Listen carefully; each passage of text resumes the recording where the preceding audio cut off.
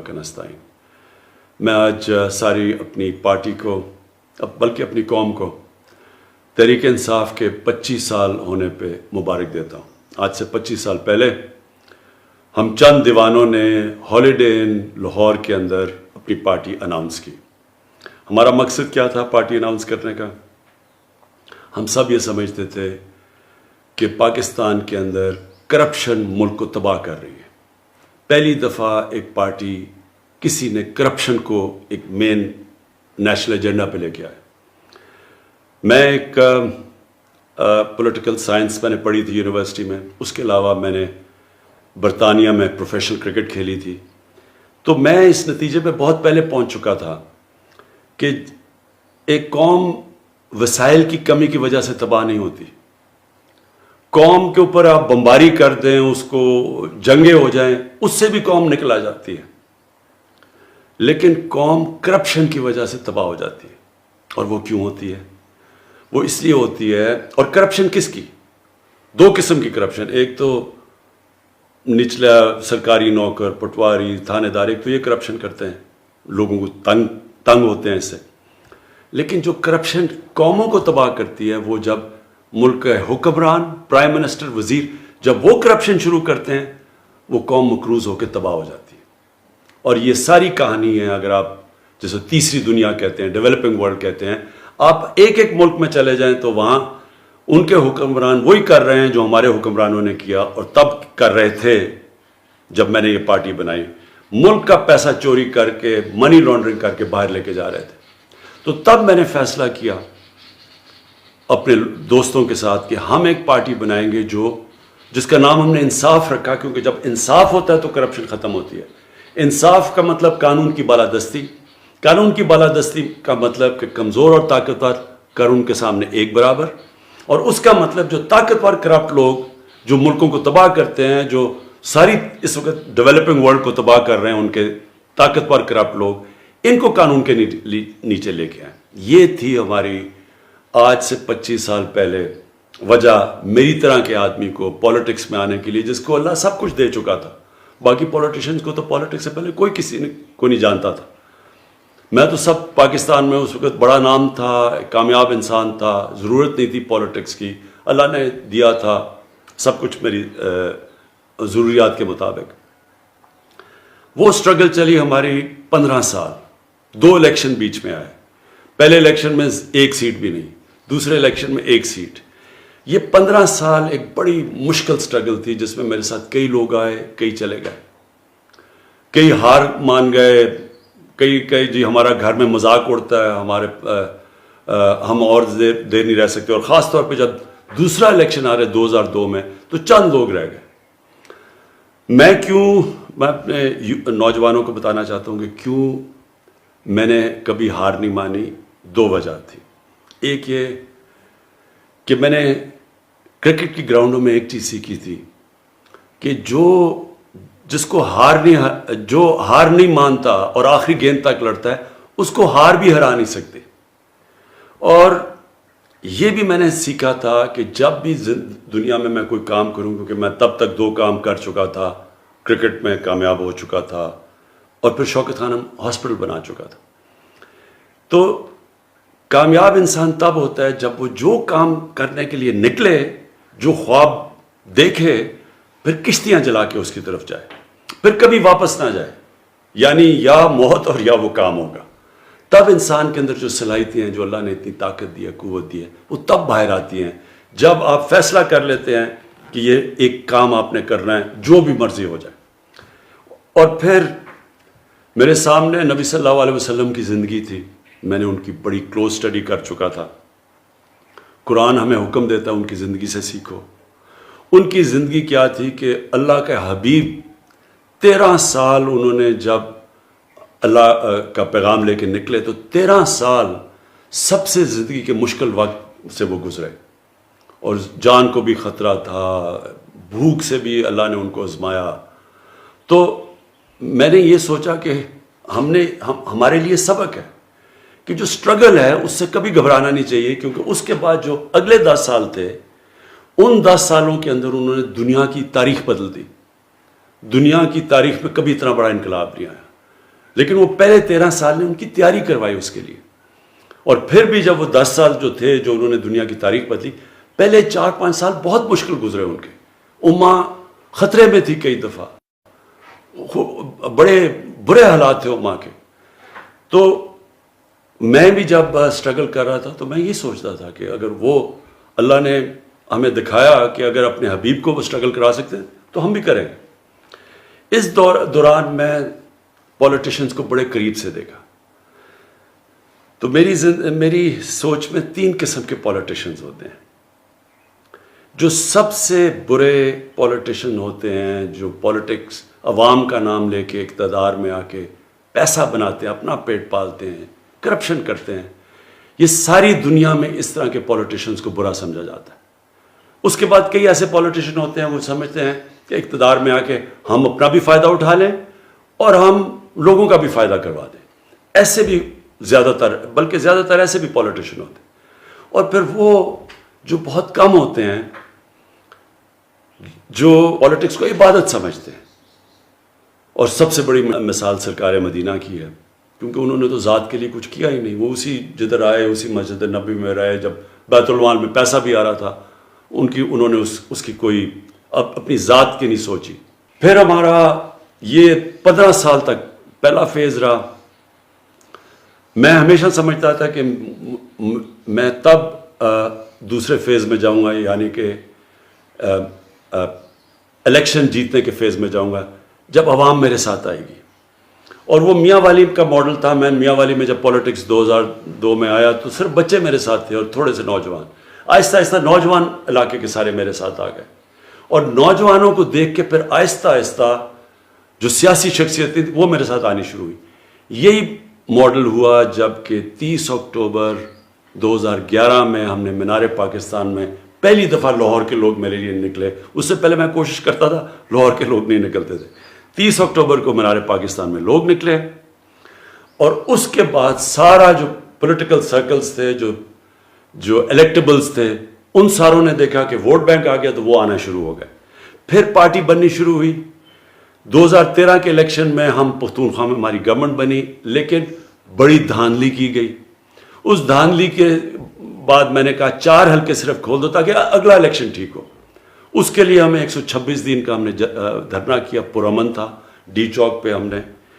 اور اس دھرنے کے دوران اور پارٹی بڑی، ہمیں موقع ملا اپنی پیغام لوگوں تک پہنچانے کا. لیکن بدقسمتی سے کوئی ایکشن نہیں لیا گیا کہ الیکشن ریفارمز کا. میں آج آپ کو کہنا چاہتا ہوں اپنی قوم کو کہ انشاءاللہ جو اب ہم الیکشن، جو نئی چیزیں ٹیکنالوجی کا استعمال کر رہے ہیں، الیکٹرانک ووٹنگ مشینز کو اب لے کے آ رہے ہیں جو ہم نے آزما لی ہیں، دنیا میں ٹیسٹڈ ہیں، اس کے ساتھ انشاءاللہ آپ دیکھیں گے کہ پاکستان میں الیکشن کبھی جو بھی الیکشن جیتے گا اس کو سارے کہیں گے جیتا ہے، اور جو ہارے گا وہ مان جائے گا ہار. جب میں کرکٹ شروع کی تو ہم اپنے امپائر ہوتے تھے، ملک اپنے امپائر کھڑے کرتے تھے، اور جو زیادہ تر ٹیمیں ہارتی تھیں وہ کہتی تھی جی ہمیں امپائروں نے ہرا دیا. میں نے کیمپین کی نیوٹرل امپائرز کی، اور آج نیوٹرل امپائرز کی وجہ سے اور ٹیکنالوجی کی وجہ سے جو جیتتا ہے وہ سارے تسلیم کرتے ہیں وہ جیتا ہے، اور جو ہارتا ہے وہ مانتا ہے. انشاءاللہ یہی پاکستان میں ٹیکنالوجی کی وجہ سے اب اگلا یہ سسٹم ہم لے کے آ رہے ہیں. اس کے بعد 2018 میں ہماری پارٹی جیت جاتی ہے. پھر سب سے مشکل فیز شروع ہوتا ہے میری اسٹرگل کا. یہ میری زندگی کا آخری اور سب سے مشکل فیز ہے. جو بھی میں نے زندگی میں سیکھا وہ اگر میں نہ اس اسٹرگل سے گزرا ہوتا میں یہ 2.5 سال نہ گزار سکتا، کیونکہ کبھی بھی کسی کو ایسی حکومت نہیں ملی. ملک بینکرپٹ، سب سے بڑے خسارے اندرونی اور بیرونی، یعنی ریکارڈ خسارے. اور وہ آپ صرف جو سٹیٹسٹکس دیکھ لیں آپ کے سامنے آ جائے گا. کبھی پاکستان کو اتنا مقروض نہیں تھا. 4 گنا 10 سالوں میں پاکستان کے قرضے بڑھے، 4 گنا پچھلی 2 پارٹیز کی وجہ سے. اور اس کی وجہ سے جو قرضے بڑھے، اس کی وجہ سے پھر جو ہمیں قرضوں کی قسطیں سود دینا پڑا. تو اس طرح کی حکومت کبھی کسی کو نہیں ملی. اور پھر ہمارے جو فورن ایکسچینج ریزروز تھے وہ ختم ہو چکے تھے. اور سب سے بڑا جو کرنٹ اکاؤنٹ جو ڈیفیسٹ سب سے بڑا پاکستانی تاریخ کا $20 ارب. تو اس کی وجہ سے بڑی مشکل سے ملک بچا ڈیفالٹ سے. ہمارے پاس پیسے ہی نہیں تھے قرضوں کی قسطیں واپس کرنے کی اور جو ہماری کمٹمنٹس تھی باہر, اور ڈیفالٹ کر جاتا تو آج روپیہ جو 150 روپے پہ یا 154 کے قریب ہے, اس نے 200, 250, 300 کدھر پہنچنا تھا ہم نہیں کہہ سکتے, کیونکہ سارا فلوز بند ہو جانے تھے باہر کے. لہٰذا وہ بڑا مشکل وقت تھا جس میں ہماری سعودی عربیہ, UAE اور چائنا نے ہماری مدد کی. اگر وہ بھی نہ مدد کرتے تب بھی ہم ڈیفالٹ کر جاتے. اللہ کا شکر ہے. اب میں آتا ہوں کہ جو مجھے فخر ہے یہ 2.5 سال کی سٹرگل میں کدھر ہے پاکستان. جو ہمارا بیرونی ملک جو بیرونی خسارہ ہے, کرنٹ اکاؤنٹ جو ڈیفیسٹ تھا, وہ 2.5 سال میں پہلی دفعہ 7-8 مہینے میں سرپلس پہ جا رہا ہے. یہ بہت بڑا میری حکومت کی کامیابی ہے. اس کا مطلب کہ کیونکہ ہمارا اب وہ کرنٹ اکاؤنٹ سرپلس میں ہے, اس کا مطلب ہمارے ریزروز بڑھ رہے ہیں, اس کا مطلب ہمارا روپیہ مضبوط ہوتا جا رہا ہے, لوگوں کو کانفیڈنس آ رہا ہے اکانومی میں. اس کی وجہ سے آج پاکستان کے اندر اللہ کا شکر ہے کہ کانفیڈنس اکانومی کی وجہ سے وہ شو کرتا ہے. ہماری جو سٹاک مارکیٹ اس نے بھی بڑا زبردست پرفارم کیا ہے, اور جو ہمارے شعبے آگے بڑھ رہے ہیں تیزی سے, کنسٹرکشن سیکٹر سب سے تیزی سے آگے بڑھ رہا ہے. پاکستان کی تاریخ میں سب سے زیادہ سیمنٹ کی سیلز ہوئی ہیں. اس کا مطلب ایکٹیویٹی, بزنس ایکٹیویٹی چل پڑی ہے. اور اللہ کرے ہمیں کورونا سے یہ ہم جو تیسرا ویو ہے اس سے ہم ٹھیک طرح ہمارا ملک آپ سب ہمارے ساتھ مل کے اس کے احتیاط کر لیں. تو جس طرح ہم اب جا رہے ہیں, اب پاکستان آگے بڑھ رہا ہے. ہماری لارج سکیل مینوفیکچرنگ آگے بڑھ رہی ہے. ہماری جو گاڑیوں کی سیلز ہیں, ہماری اس وقت جو ہمارے کسان ہیں, ہمارے کسانوں کے پاس سب سے زیادہ خوشحالی آئی ہے ہمارے دور کے اندر. ان کو پہلی دفعہ ہم نے گنے کی قیمت صحیح دلوائی ہے, ریکارڈ ان کو گنے کی قیمت ملی ہے, ان کو گندم کی قیمت سب سے زیادہ ملی ہے. آج دیہات کے اندر پہلی دفعہ ہمارا کسان خوشحال ہے. لیکن آگے ہم نے کیا کرنا ہے؟ آگے اب ہم نے, کیونکہ یہ قرضوں کا بوجھ پڑا ہوا ہے, ملک نے نکلنا کیسے؟ ملک نے نکلنا ہے ویلتھ کریشن سے, دولت کے اندر اضافہ کرنا ہے. وہ کیسے کرنا ہے؟ سب سے پہلے ہم 2 شہر نئے بنا رہے ہیں, ایک لاہور کے اندر, اور ابھی کوشش کر رہے ہیں سندھ گورنمنٹ کے ساتھ ملیں, ایک بنڈل آئلینڈ, اور پھر ایک لاہور کے اندر ہی ایک سینٹرل بزنس ڈسٹرکٹ بنا رہے ہیں. اس سب سے گورنمنٹ پیسہ خرچ کیے بغیر private sector, public private partnership سے دولت میں اضافہ ہوگا, اربوں اربوں روپے کا اضافہ ہوگا, جس سے کنسٹرکشن انڈسٹری بھی اٹھے گی, جس سے لوگوں کو روزگار ملے گا. اور اس کے علاوہ ہم انڈسٹری کو خاص انسینٹیوز دے رہے ہیں, اسمال اور میڈیم انڈسٹری کو انسینٹیوز دے رہے ہیں تاکہ, اور یہ 50 سال کے بعد وہ انسینٹیوز دے رہے ہیں اپنی انڈسٹری کو, تاکہ ہماری انڈسٹری اٹھے, دولت میں اضافہ ہو. پھر ہم اپنے ایگریکلچر سیکٹر کے اندر, اپنے کسانوں کے اندر, کل میں انشاءاللہ کسان کارڈ لانچ کر رہا ہوں کہ کیسے اب ہم نے اپنے کسانوں کو اٹھانا ہے, ان کی پروڈکٹیوٹی انکریز کرنی ہے, اور انشاءاللہ پورا آپ کے سامنے ایک ایگریکلچر میں, تاکہ ادھر بھی دولت میں اضافہ ہو, تاکہ ملک آگے بڑھے. پھر ٹورزم کے اندر اگر ہم صرف ٹورزم کو ہم صحیح طرح لگا دیں, اتنا پاکستان میں پوٹینشیل ہے, اس سے ہی ہم اپنے قرضے واپس کر دیں گے. پھر ہمارا بلین ٹری سونامی ہے, 10 بلین ٹری سونامی, یہ آگے آنے والی نسلوں کے لیے بالکل ملک میں جو موسم کی تبدیلی سے ہمیں خطرہ ہے, وہ ایک پورے ملک پہلی دفعہ ایک ملک ماحولیات کے اوپر زور لگا رہا ہے. اور 2 بڑی ڈیمز بنا رہے ہیں. 50 سال کے بعد پاکستان میں بڑی ڈیمز بننی شروع ہو گئی ہیں. ان سے پانی سٹور ہوگا, اس کا مطلب کہ ہمارے پاس زیادہ پانی ہوگا کسانوں کے لیے. جو اصل آخر میں آپ کہنا چاہتا ہوں, مدینہ کی ریاست کے اندر نبی صلی اللہ علیہ وسلم نے 3 چیزیں کی تھی. ایک انہوں نے اپنے کیریکٹر سے ایک ساری قوم کی اخلاقیات اٹھا دی تھی. دوسرا, انہوں نے قانون کی بالادستی قائم کی تھی.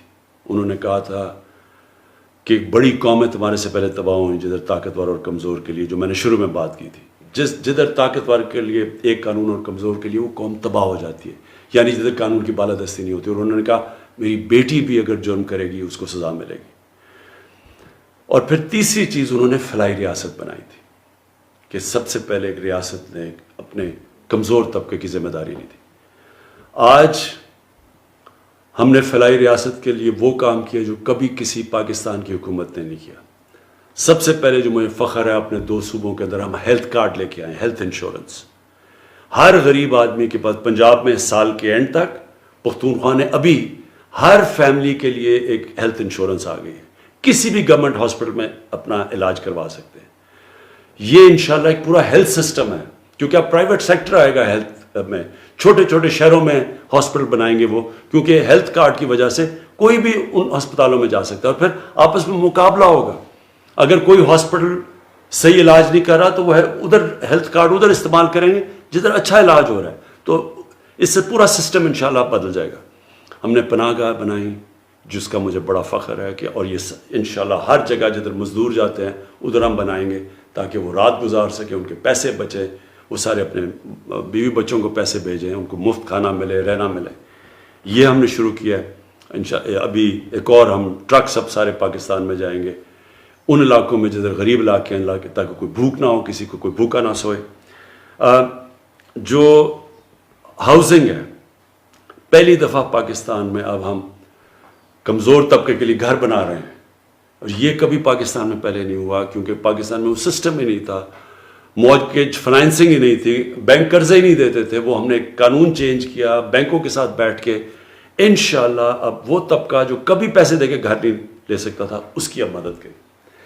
لیکن آخر میں جو سب سے بڑا اس وقت جنگ، battle for the soul of Pakistan, ملک کے مستقبل کی جنگ لڑی جا رہی ہے، وہ قانون کی بالادستی کی ہے. جو بڑے بڑے مافیاز ہیں، جو سیاسی مافیا ہے، جو وہ لوگ جو کارٹلز بیٹھے ہوئے ہیں، جو مل کے پیسے بڑھاتے ہیں، لوگوں کے لیے چیزیں مہنگی کرتے ہیں، یہ سب اکٹھے ہیں. ہر وہ جو کہ کرپٹ سسٹم سے فائدہ اٹھا رہا تھا، وہ ہمارے خلاف اس وقت کھڑا ہوا ہے. یہ ہے اب جو جنگ ہم لڑ رہے ہیں. یہ جنگ جس وقت ہم جیتیں گے، اور انشاءاللہ جیتیں گے. یہ آپ سمجھ لیں کہ اللہ نے جو نعمتیں اس ملک کو دی ہیں، شاید ہی کسی ملک کو دی ہوں. وہ نعمتیں تب، یہ ملک کی نعمتوں کا تب فائدہ اٹھائے گا جب اس ملک میں انصاف ہوگا. خوشحالی ملک میں تب آتی ہے جس ملک میں انصاف ہوتا ہے. آپ دنیا کے نقشہ دیکھ لیں، جو سب سے خوشحال ملک ہیں ادھر سب سے زیادہ قانون کی بالادستی ہے. جو سب سے غریب ملک ہیں ادھر قانون نہیں ہے، انصاف نہیں ہے. اور جب مدینہ کی ریاست میں سب سے پہلے قانون کی بالادستی آئی تھی، پھر خوشحالی آئی تھی، اور انشاءاللہ وہی پاکستان میں ہوگا.